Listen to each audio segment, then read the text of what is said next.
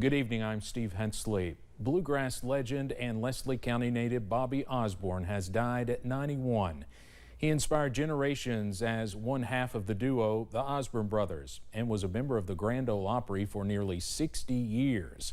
Sonny Osborne died in 2021. In recent years, Bobby also taught at the HCTC Kentucky School of Bluegrass and Traditional Music in Hyden. I interviewed Bobby twice on Issues and Answers in 2018 and just last year. Tonight we're going to re-air the hour-long 2018 broadcast as we remember one of our own, Bobby Osborne.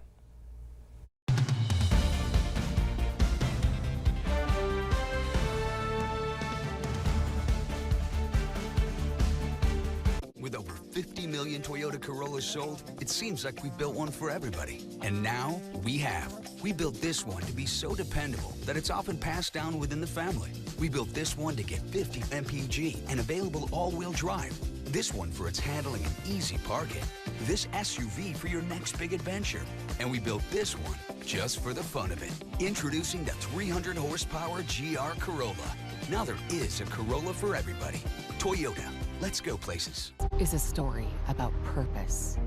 This is a story about progress, about building on our past accomplishments and investing in innovation. All of this, combined with our industry-leading insurance, competitive pay rates, and flexible scheduling, is the reason why now is the time to join our team. This is our story. Let it be your story. Bobby and Dean Osborne, our guests today on Issues and Answers. And Bobby, you're obviously a bluegrass legend. You've been around a while, 86 years old. Do you think you'd make it that long? No. You're still doing pretty well, though. No, I've never thought about leaving this world. It's just, I really, I used to tell myself a long time, I'd see older people walking around, I'd see how hard it was for them to move around. I used to tell myself, I ain't ever gonna get old. I ain't gonna be like that. But now that you've made it, you want to stick around a while, don't you? Yeah, I'm gonna stay here as long as I can. So, but I take care of myself as much as I can, and a lot of people they don't walk too good when they're 70, but I'm still. I ain't walking perfect now, but I'm still getting around fairly well. Well, take me back to the old days. Growing up in Leslie County back in the 30s and 40s, you guys didn't have it too easy, did you? No, I'm afraid not. No electricity in your house, no inside bathrooms, just no nothing really, you know.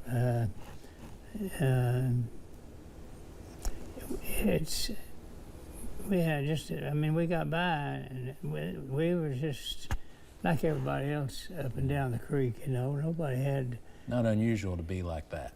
No, it was just a thing over on 1006. That's just the way it was, and he was there, so you had to make the best of what you had. So that's what we did. Everybody had a milk cow though, and a mule or a horse to get around. That's the only transportation you had other than walking. Yeah. Walking, and so, but it was no running water.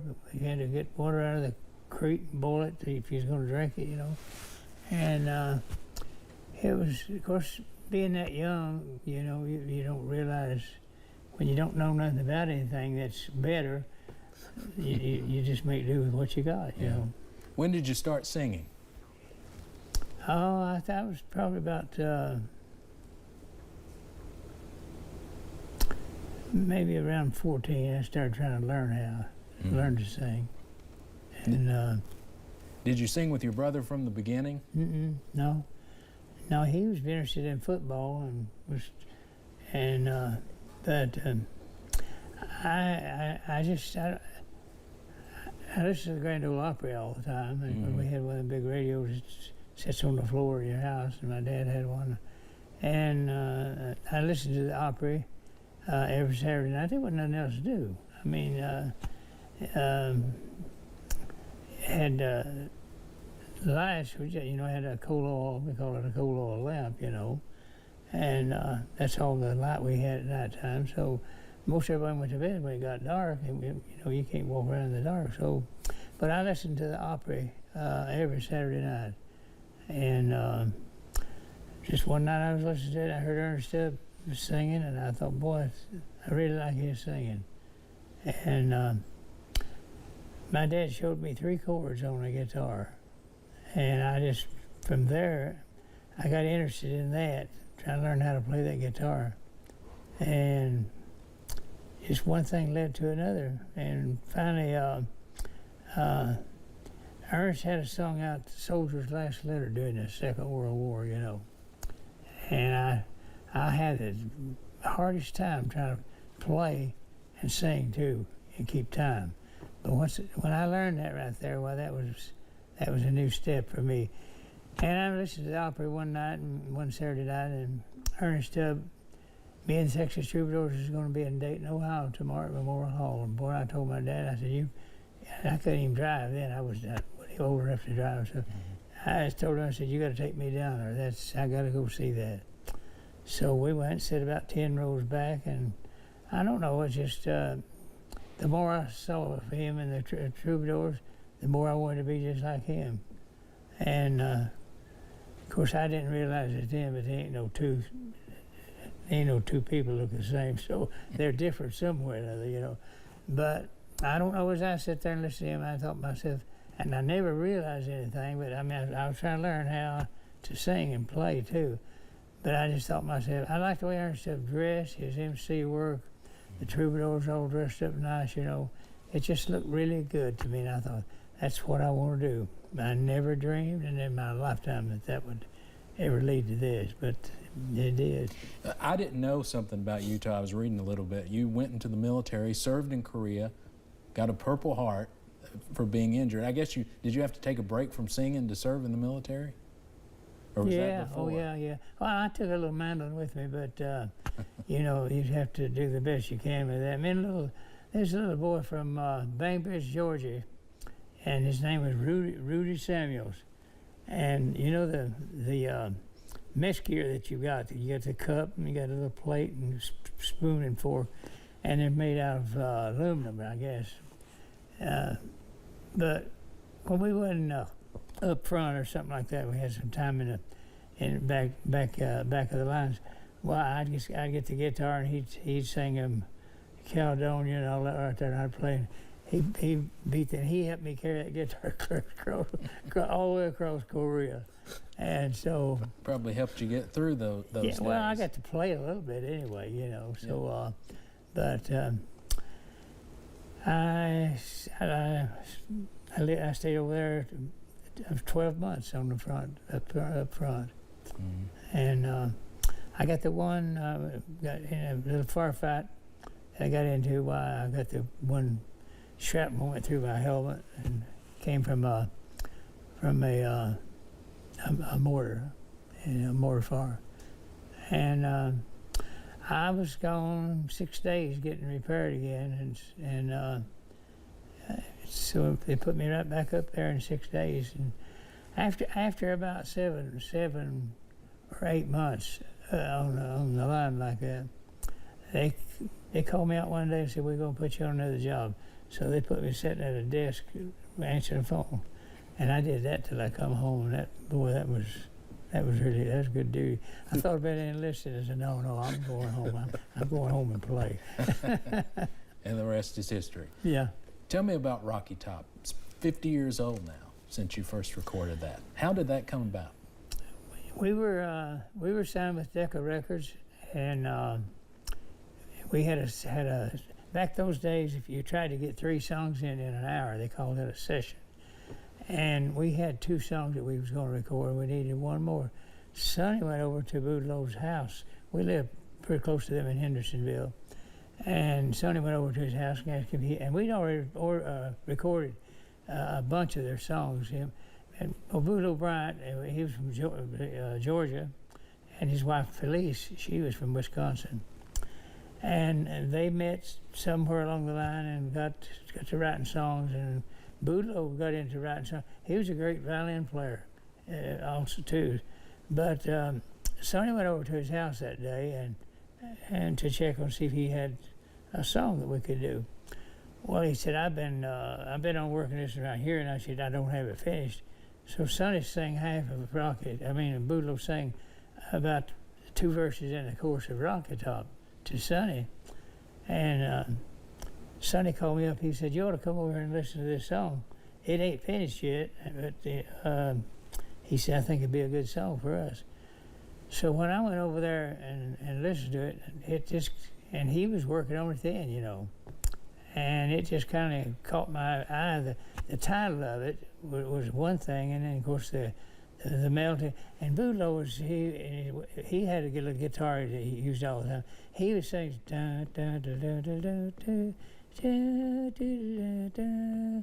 That was the timing. We had recorded a song that the Osborne Brothers put out, and they asked us if we do it. Of course, at that time we were associated with the Osborne Brothers and songwriting and publishing and everything, and they had a talent agency also. And I got to thinking about it, and they sang "Roll Muddy River," "Roll Muddy River," da, da. And I got to think, man, if we would speed that up, and slow the words down, and speed the up like we did "Roll Muddy River," that would make us a great song. So when we got into trying it right there that day, and I saw that it would work out real good, or Sonny did too. So he went ahead and finished it, and the day after we took it to the studio and recorded it, and that's how we got a hold of it. Me and the Rocket Top Express, what was it, 2 years ago, I guess, 3 years ago, we played at Gatlinburg Inn, and Boudleaux Police, they spent a lot of their time writing songs at that motel. They checked in the same room every time they went up there. So we went up there to do a show for the Gatlinburg Inn, and the guy come out and he says, I got a special room for you to stay. I want you to stay in. Well, I could imagine it would be different about it than any of the rest of them, you know. So they took me up to where my room was, and I walked in the door, and the old stove that they cooked on, the bed they slept in, the chairs, everything was just like it was when they were there, when they came up there. And I got to looking around and looked up on the wall and it said Rocket Top was written here. So I know half of it was written there, but the other half was written at his house down there. So that's really how about this story, how we just come to hear the song to record it. I'll put you on the spot. Can you sing a line of it? Wish that I was on old Rocky Top down in the Tennessee hills. Ain't no smoggy smoke on Rocky Top, ain't no telephone bills. Rocky Top, you'll always be home sweet home to me. Good old Rocky Top, Tennessee. Rocky Top, Tennessee. Still sound great. The thing that helped that the most is when the University of Tennessee chose that as their fight song before it came a state song. How do you feel about that? Are you a Tennessee fan? Well, got to be that. What about when they play UK? Well, I'm down. I got to go with Kentucky too. I lived in a part of Kentucky where I'll never forget it. Yeah. And anybody that's ever been over there, he knows where it's at. Anybody that's ever been there, you won't forget it. It looks a lot like it did back then, but it's changed. The little creek went right by the store. It's still running right today. But anyway, I got off the subject here on Rocky Top. Run that by me again, what you said. When the University of Tennessee adopted it as their song. Yeah, how do you feel about that? That they use it as their theme song. You hear it at all the Tennessee football and basketball games. See, Rocky Top replaced Tennessee Waltz, and it had been the state song for a long time. But I don't know really who it was. It's a man that over there that was part of the football team is Dr. Julian, and he loved bluegrass music, and I don't know if it was him that suggested that Rocky Top became the state song.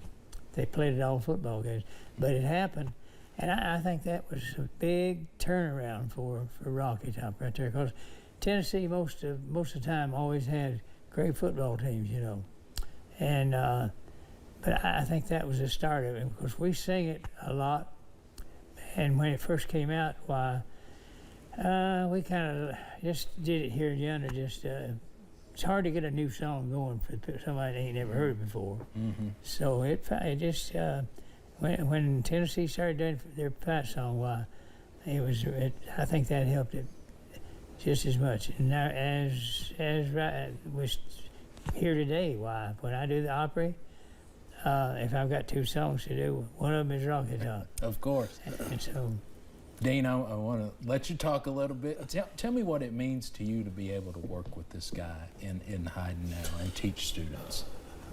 Well, if you love what you do, you have to love the people that made it possible for you to do it. Mm-hmm. And I always use an analogy for students that when talking about Bobby and some of the same first generation early guys that came along, that we drive our vehicles down roads that they paved. When they started, a lot of the roads weren't paved. Mm-hmm. And Bobby in his career didn't have to read anything out of a book. He generally in a lot of areas wrote the book.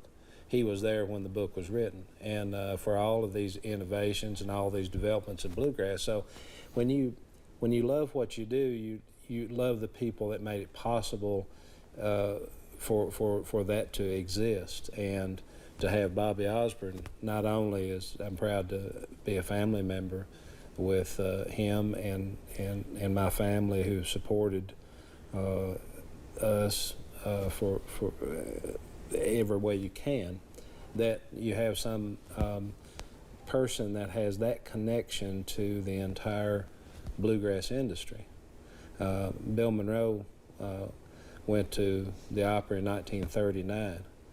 Bobby's first performance was 9 years after that. 9 years. Yeah. 9 years, not a long time. No. And so on a radio station. And Bill Monroe's been gone for a number of years. Bobby is still playing, singing, and touring, and being nominated.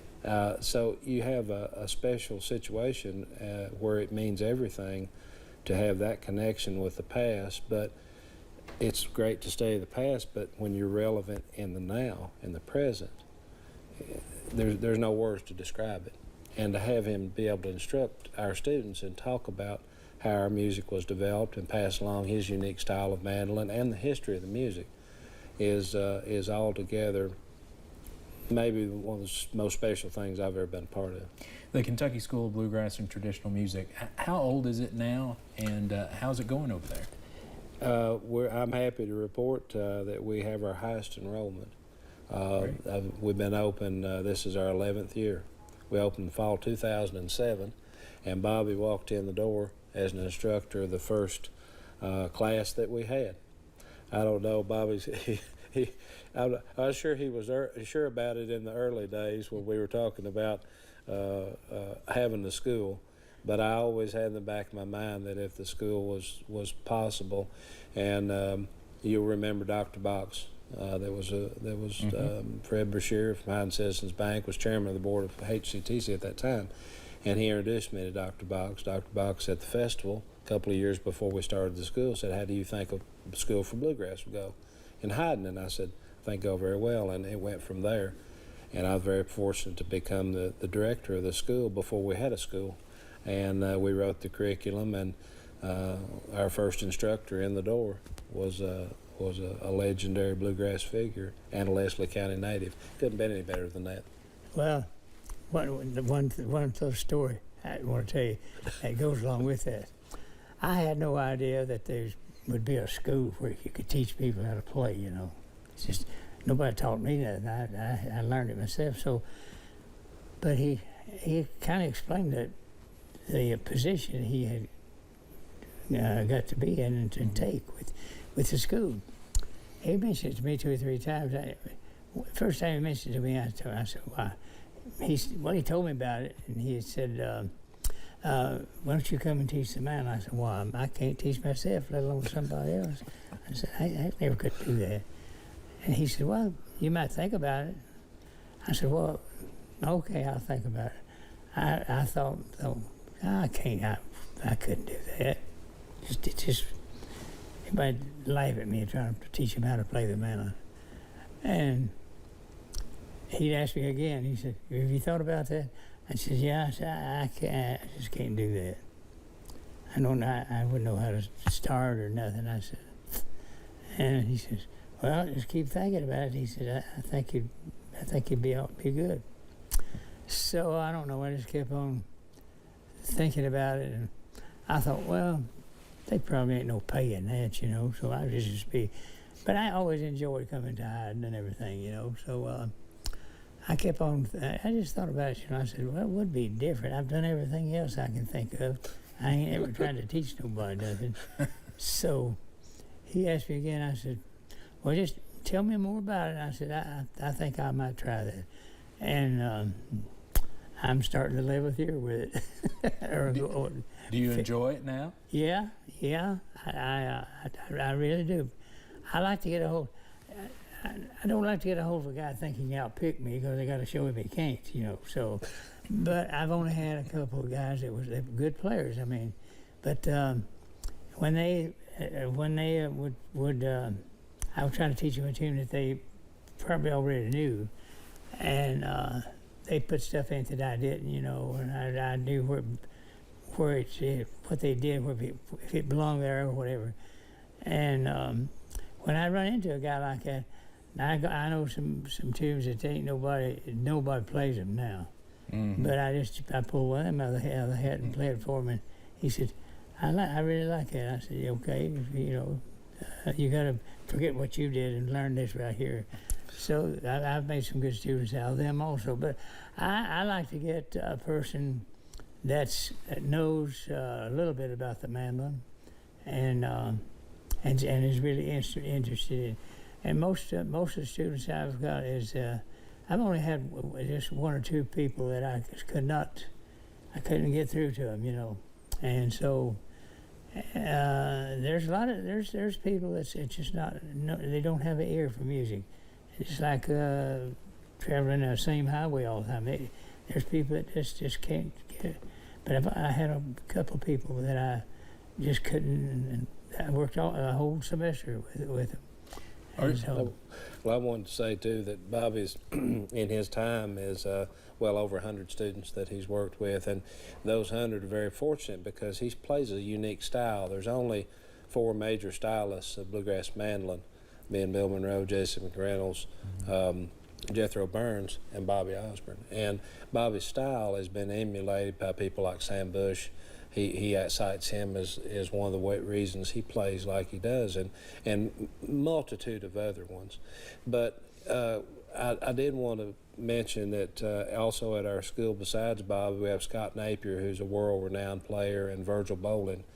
And together with them and Bobby's use, we've been doing Bobby and Scott do a thing called Tremolo Tuesday, which is usually a trio or trio of mandolins and things like that, but he all uses a style that Bobby developed probably 50, 60 years ago.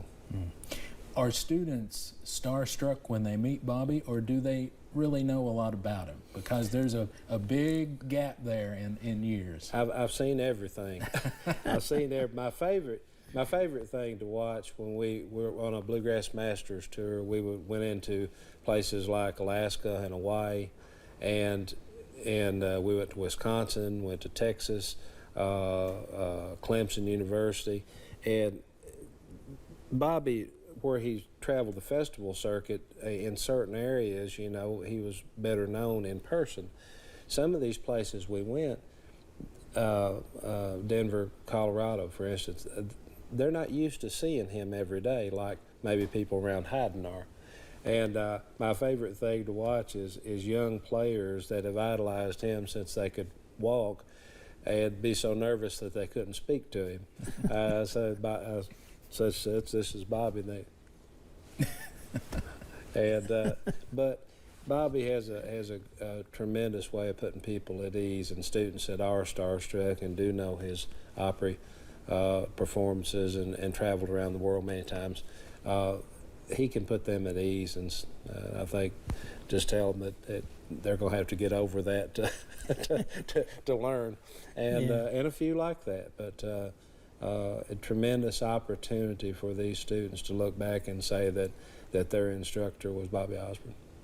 And now a Grammy-nominated solo artist. Tell me about finding out you were nominated for a Grammy. I didn't believe it first. I've heard about the Grammy things, and of course IBMA, their thing is something similar to that, you know, but it's just strictly bluegrass. But I won the award down there this year of the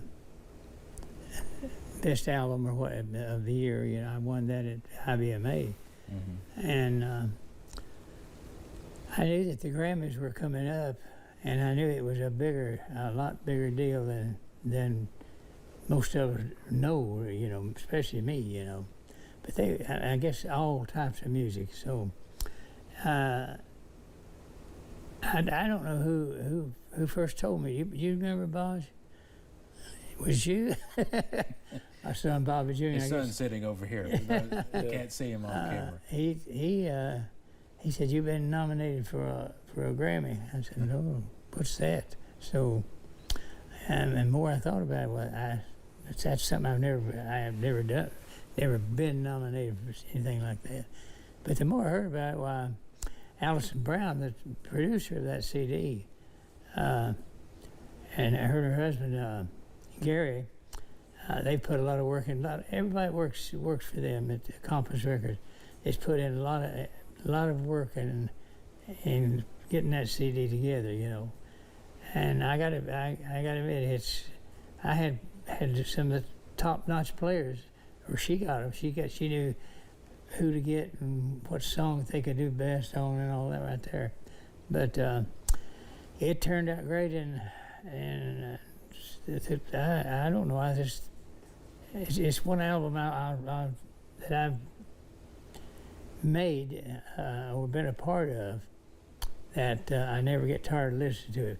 Most of the time, people put out that, you know, after they hear themselves back 2 or 3 times, well, it don't thrill you no more. You know? So, but that's a good CD. It's one of the best that I've ever made since I've been doing this.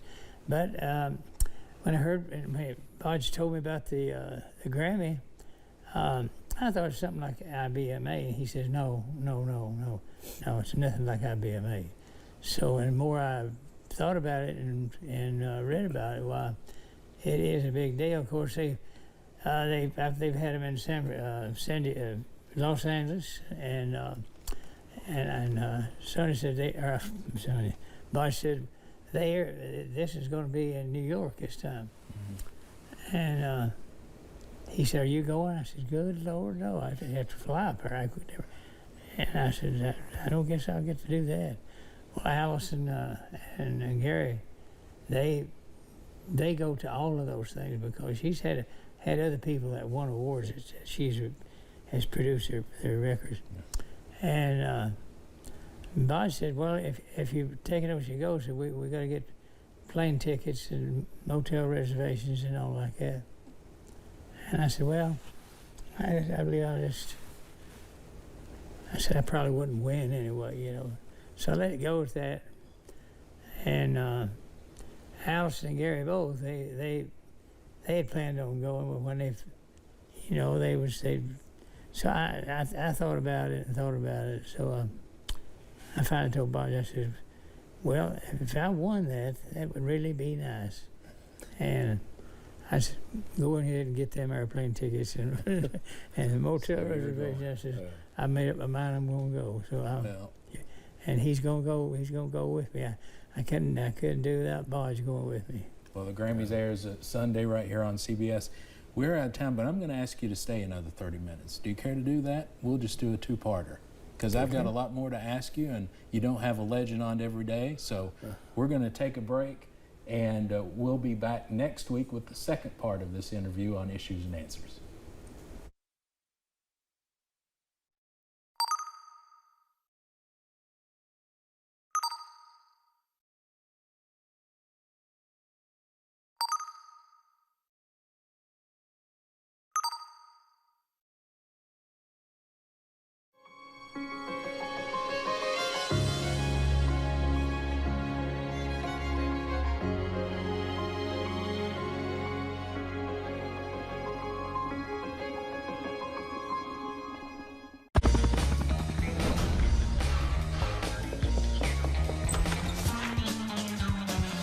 Did you get the precious metals? Get your hands on Kentucky Lottery's new Precious Metals Scratch-Off games with over $28 million in prizes.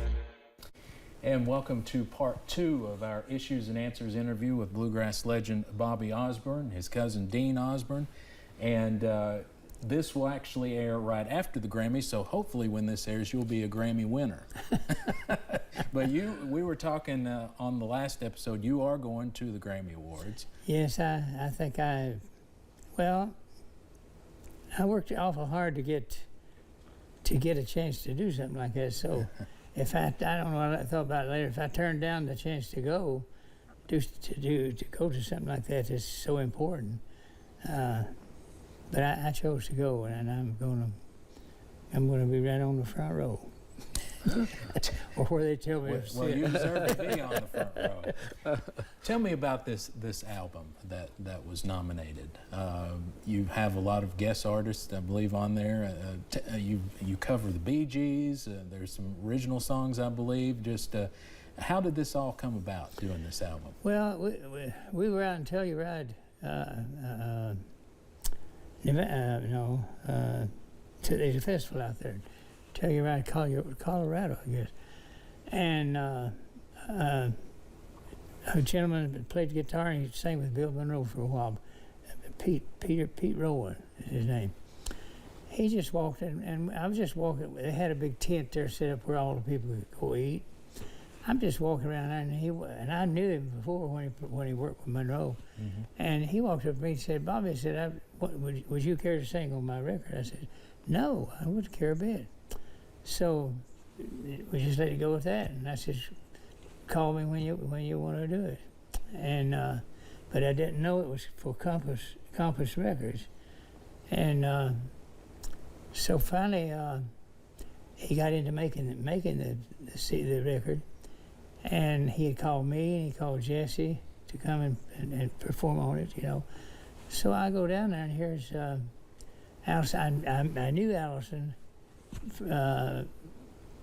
not like I know her now, but I knew who she was and her banjo playing and all like that, you know. But I got in and sang with Jesse and me, sung together with Pete on this album. Well, after it came out and everything, I got thinking, you know, and I hadn't recorded anything for about three years. I got to think, maybe she'd do a project on me. So I emailed her, and she says, let me think about it. So she thought and thought more. So she finally wrote me back. We was in my office down there over at the school. I got the dean walked in. I said, "Come over and read this." And she says, "I've decided I'm going to do a project with you." So I thought, man, I'm going to get to record again. And so it worked out, and we finally just went back and forth together.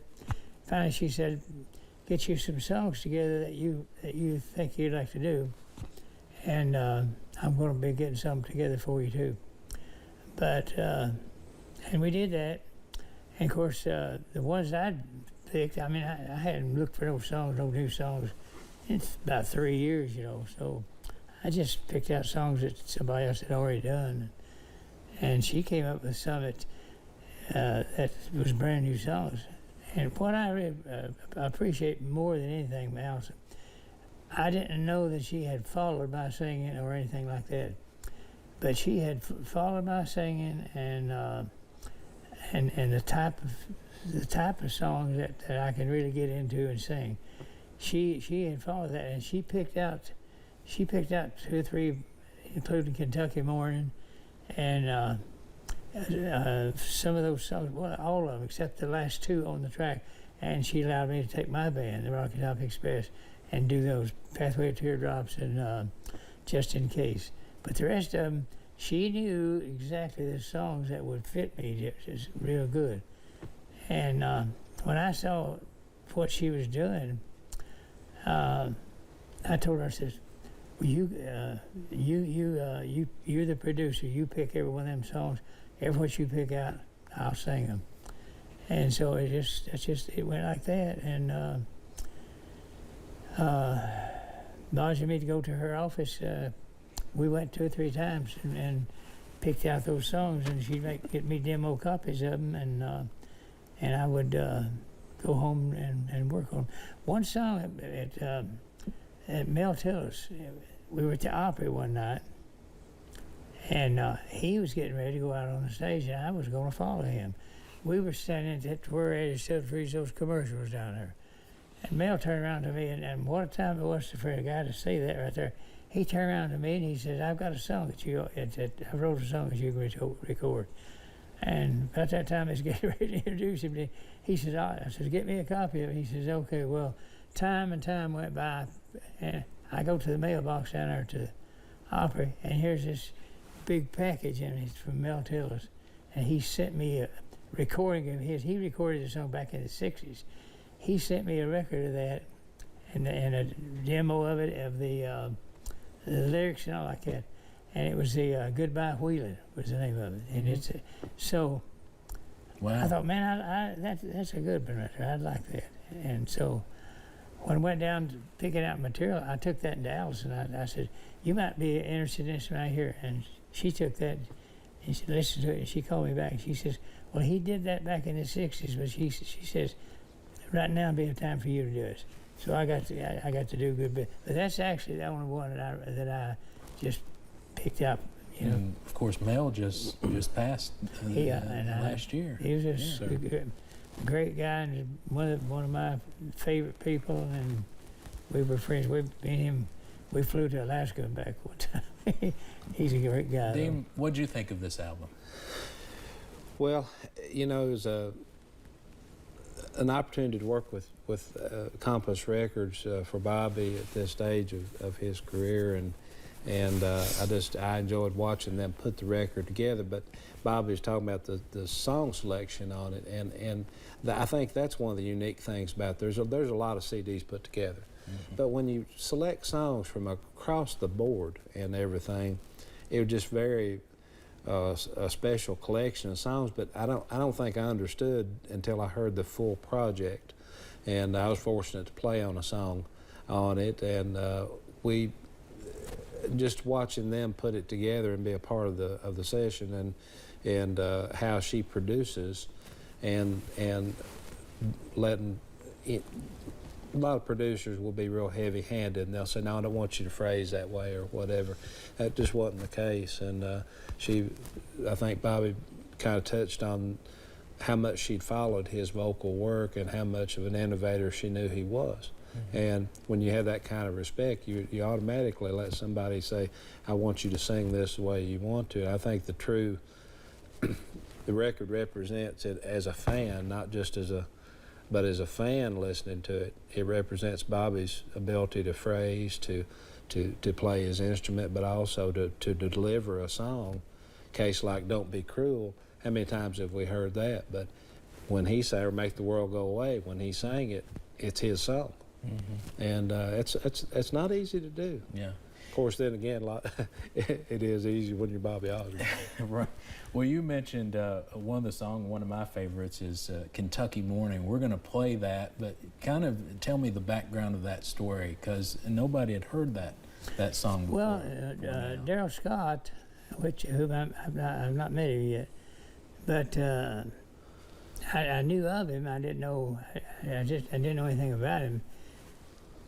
But he had written some songs that he wrote a bunch of songs, and a lot of different people have recorded. I'm talking about big artists, you know, not just somebody recorded and never get played again. But I mean, some good songs. And Allison just had, he had brought her a demo over there of him singing it, just him and the guitar. And she brought that, and she says, take this home, and she said, you might like this song. And when I played that, I don't know, I played it maybe half a dozen times. I just liked the melody of it and everything. And when I really got into the story of it, I thought, man, I got to do that. That's the story of my life right there. And so I thought, I got to thinking, I wonder where that guy's from. And when I read that, it says, went up to Corbin and caught the train. I said, he's got to be from right back in there somewhere where I'm from. and come to find out he was. And up around Corbin and that part of Kentucky was just like it was.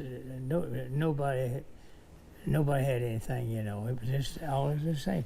But he came from that kind of his family. He's in his 50s now, but he came from that kind of a life that his people lived back then. So, and after I got to singing the song, it just fit me so good. I just had to do that. Let's take a listen to it. Here's Kentucky Morning.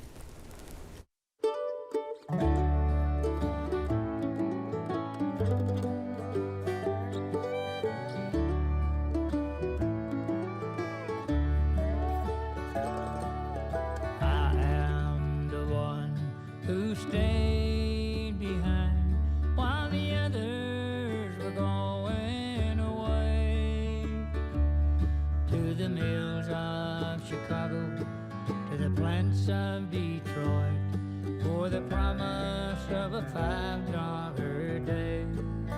They would come by in December while the folks were alive, with gifts from the money they made, and they talk of the nights beneath the bright city lights, and wonder how I ever stayed. And I tell them, oh, your bright lights don't shine like a Kentucky morning.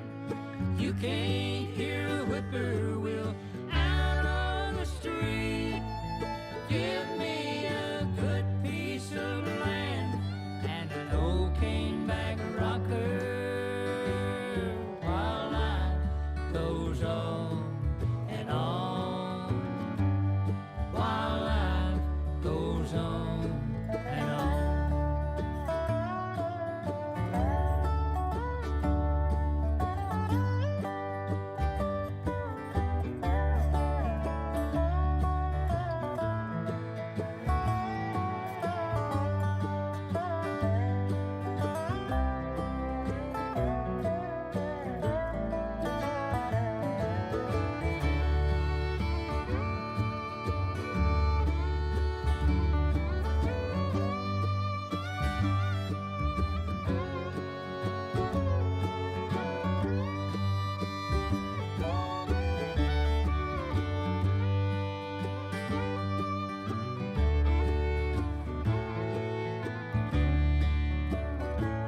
I took the train out of Corbin. I headed up north to visit a brother of mine. Said he'd talk to his foreman for to get me a job, working midnights assembly line. And I was there with my brother, making factory pay. Good Lord, my soul was alone. It was 4 in the morning. I shut down my machine and I told them I'm going home. Oh, your bright lights don't shine like a Kentucky morning. You can't hear a whippoorwill out on the street. Give me a good piece of land and an old caneback rocker while life goes on and on and on, and life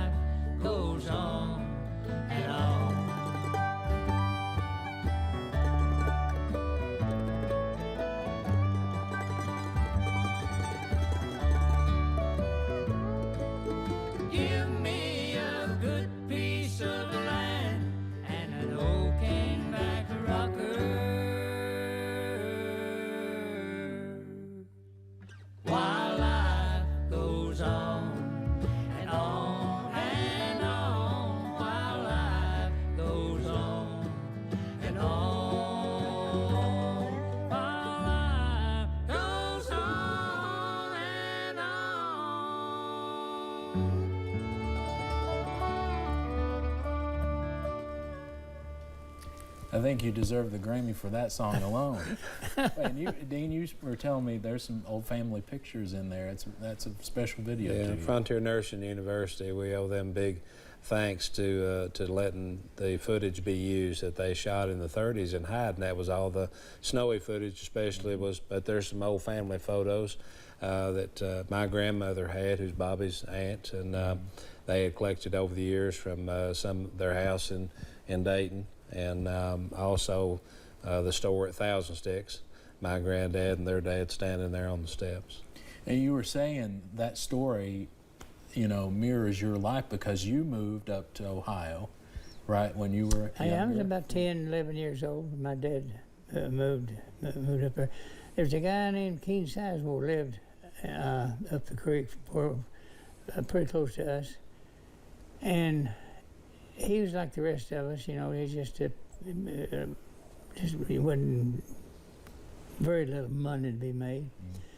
And he went to Dayton, Ohio, and got him a job, and he worked a while, and he came back to 1006. He says, "There's plenty of work in Ohio." I said, "If you want to go, that's where I'm at." And man, my dad borrowed $50 from his sister. And I don't even know where she got the $50, but she did somewhere.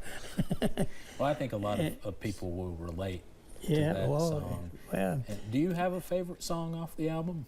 Is that your favorite, or is it another one?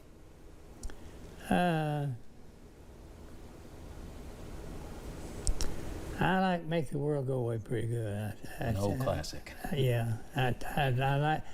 Ever since the song came out years ago, I like all of them for that. I like it. Most of the time you make an album, and there's 2 or 3 or maybe 4 songs on there. You just won't ever sing them again. You sing them so much you get sick of them, and a her bit a good one, you keep singing it. But this one here, this CD, there's not a song on there that I want to sing every one of them. I really like every song on that CD. And I assume you'll probably be singing some of these out on tour and maybe at the Osborne Brothers Festival later this year? Yeah, I'll be doing, right now I've been doing Make the World Go Away at the Opry. And bluegrass, people in bluegrass, that's a song that Eddie Arnold made famous, you know, so a lot of people have not, I don't know if they've ever heard that, probably heard the song. It was a #1 song for Eddie Arnold. Yeah. And I learned the song back then because I really liked it, but I never could get to record it, you know. And Allison, when I don't know what, she heard something in that song that I could sing it, and she asked me, she said, "What do you think about doing Make the World Go Away?" And I said, I'd love to do that. So I ended up getting to do it, and Got some pretty good help on there. You got some pretty good help on there with oh goodness, I mean, Vance Gill is singing the other part, playing mandolin on it. Yeah, she amazed me, and when I would go down there to that studio to record, I never knew how it was. I took my mandolin down there, and she you know, I thought, well, I play the mandolin on all of them. I didn't know. And Sierra Hull, when we got down there, she says, "Would you care? You wouldn't care if Sierra played a little mandolin with you, would you?" I said, "No, be fine." And when I heard her play, I thought to myself, "You'd be my guest. Just pick on anything you wanted to." She's just a great player, you know. Yeah. Let me ask you about your voice. You still have a great high voice, and a lot of people lose their voices. And, you know, start out high, then they have to go down. What's your secret for keeping your voice?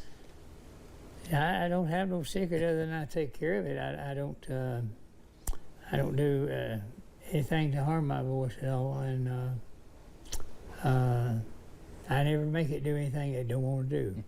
And most of the songs that Rocky Top is one of them. I'm singing it in the same key that we recorded in, and so I know some of the guys Ernest Tubb and Roy Acuff, Porter Wagner.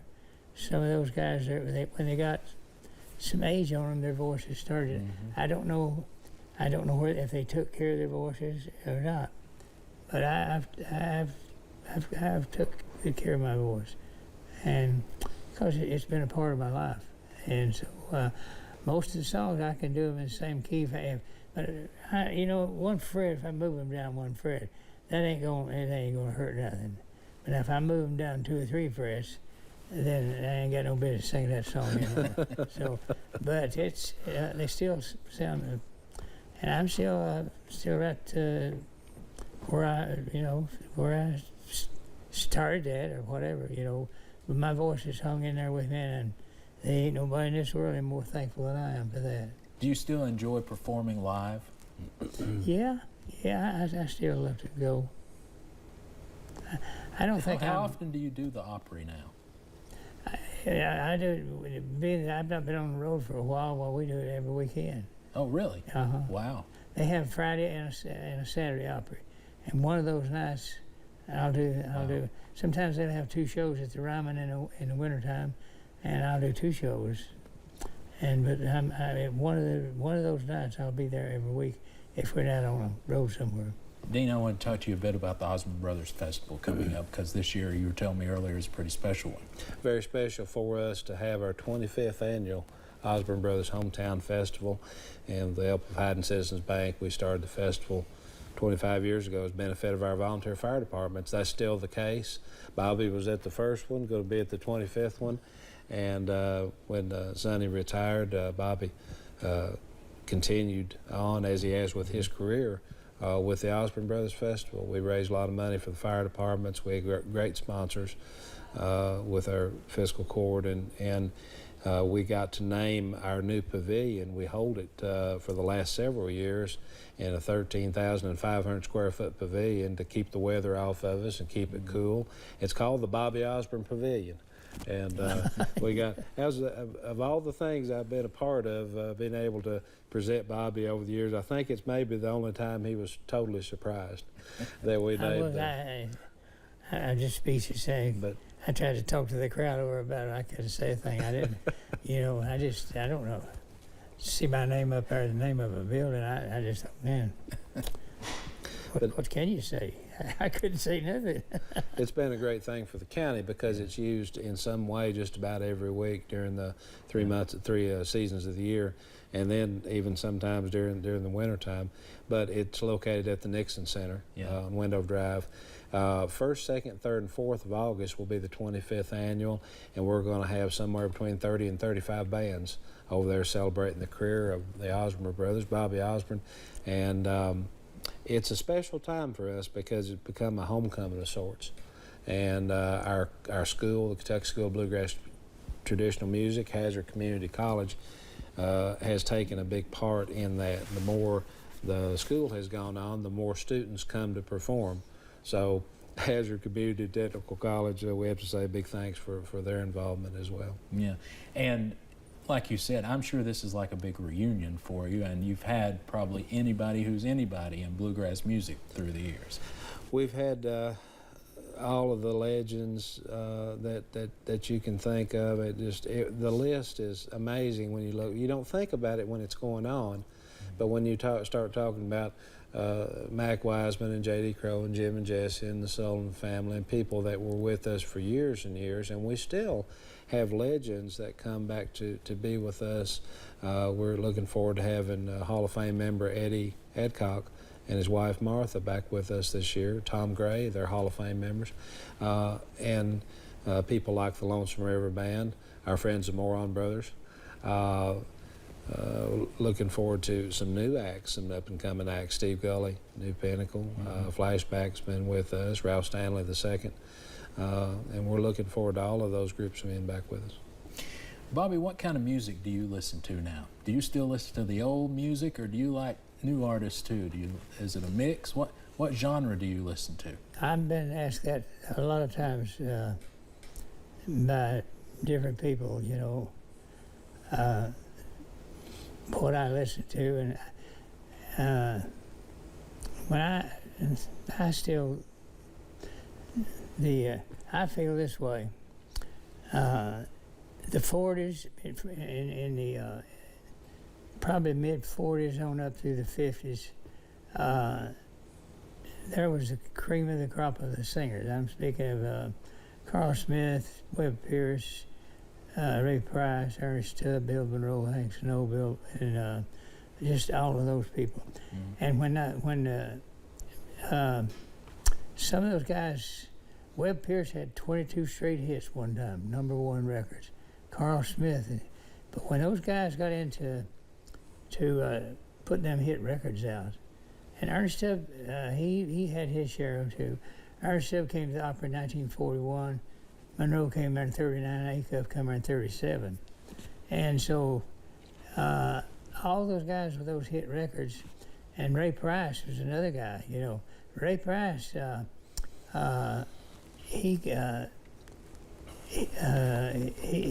was trying to sing like Hank Williams, and put out some recordings that sounded a lot like Hank. But when he got to the Opry, he was the one that was instrumental in getting Hank Williams to come to the Opry. So, but all these guys had these hit records out, and the Opry, they could make better money out on the road than they could at the Opry. So they started doing road shows. And I getting back to your question there, I feel like that I lived in the premier days of country music and bluegrass music. Today's music is what generation is out there today, that's the music they like. And I've thought a lot about this. I think each generation of people that come to this earth, and others, some of them leave, it's their land, and they've got their own ways to do it, and it ain't ever going to be like the way I did, you know. So I think a lot about that right there. But I do feel like that those years in the 40s and the 50s, especially after Sonny and me got to the Opry, you know, that was the premier days of bluegrass and country music. And so we're about out of time, and I want to ask you before we go, how do you want to be remembered?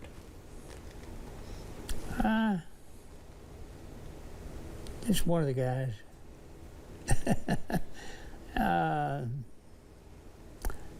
I don't know. I know people will respect for what I've done and down through the years, but I just want to be just a simple type person, and just be one of the everyday people that's going to work every morning and coming home in the evening, and I just want to be just a simple person. What do you think his legacy is? It'd be hard to estimate. When you start thinking of the thousands and thousands and thousands of musicians, not just fans, that's up in the millions, the thousands of musicians that have followed their career, that have emulated their style, the innovations but I think what I'd like to have the most of the legacy for my selfish part as a fan and as a family member is the fact that Bobby's probably the most approachable, most humble, bona fide star that you'll ever meet. And his students know that, his fans know that, you know that from sitting here with him. I think that legacy stands above everything, this kind of person he is. Well said. We're out of time. Dean, Bobby, thank you so much. It's been a pleasure. Thank you for joining us. We'll see you next time on Issues and Answers.